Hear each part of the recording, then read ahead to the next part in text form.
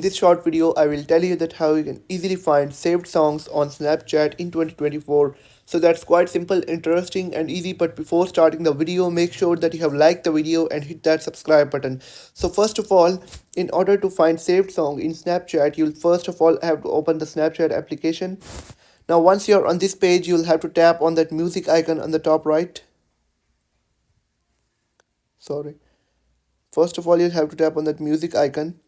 And once you're on this section, you can find a lot of sounds here, and for example I want to add this one in my favorites. You'll have to simply tap on that heart icon and it will be added to your favorites. And you can also create a sound right here by clicking on create sound. And for example I will record sound like this, and then you'll have to name this. For example I'll name this tutorial and then save sound.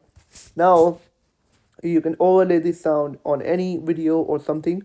Now if I go to my favorites, here you'll find all the favorite songs that you've added to your favorites, and then recents, and at the last, of course, you will find my sounds that I've just saved.